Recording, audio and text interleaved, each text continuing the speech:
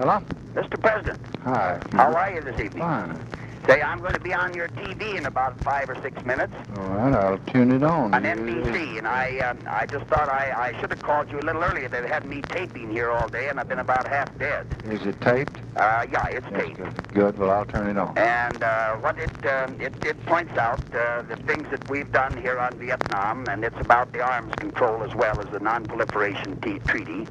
And it says, for example, that we've given the time for Asian nations to strengthen themselves and work together, and so we see a stronger Southeast Asia, stronger South Vietnam, contrast to a few months ago when peace negotiations were started. And there are new circumstances which will face the new president. In light of these circumstances, and assuming no marked change in the present situation, how would I proceed? Then let me make clear first what I would not do. I would not undertake a unilateral withdrawal. Peace would not be served by weakness or withdrawal, and I make that very clear.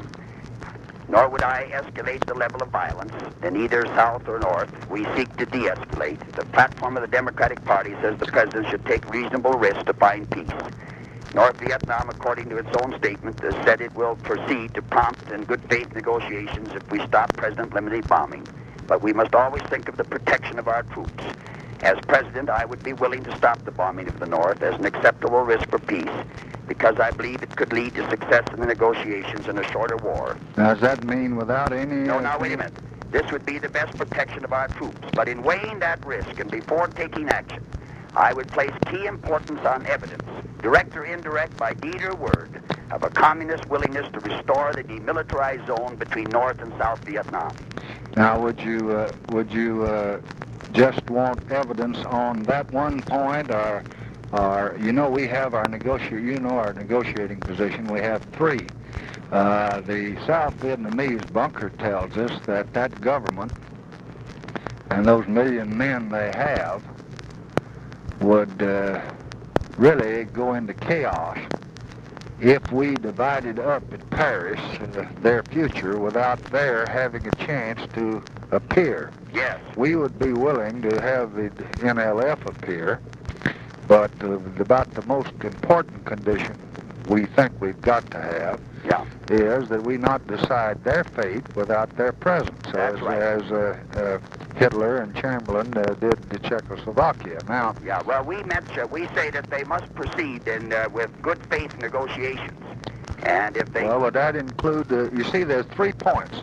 This is one of them. I gather from what you were saying that you would require evidence, direct or indirect, deed or word, of their willingness to restore the DMZ. Now, that would give us some protection for our men if you would... Yes, sir. If that is a condition. That's right. Now, there are 2 other things that we say they ought to do if we stop bombing. One's not shell the cities, and 2, to let the GVN come in, and we'd let the NLF come in. Well, now, they have not agreed to any of these 3 up to now.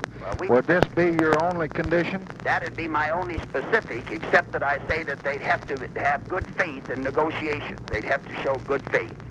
I said here, North Vietnam has said it would proceed to prompt and good faith negotiations if we would stop the President-limited bombing of the North. And then I say, if the government of North Vietnam were to show bad faith, we would, of course, reserve the right to resume the bombing.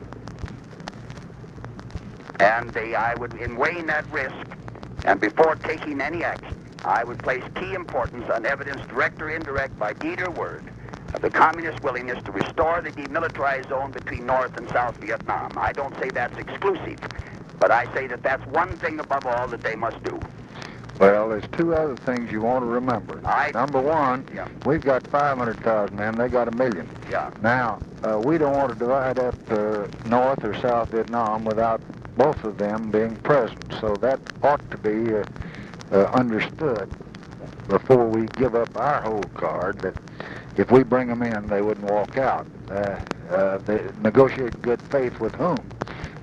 With both of us, you see. The second thing is, we couldn't very well keep the bombing stopped very long, I think, from a practical standpoint, if they shelled the cities. Yeah, well, that's what we would mean by good faith negotiations, Mr. President. Okay. Now, I tell you what, I want you to look at this, and I've got a lot of stuff in there that we've done. I've built up the record so that we have a complete statement about the Constitution and the elections and the improvement of the economy and the fact what's happened to the other nations of Southeast Asia and their regional development, and then we come down on the non-proliferation treaty at the end and Mr. Nixon's point of view on it.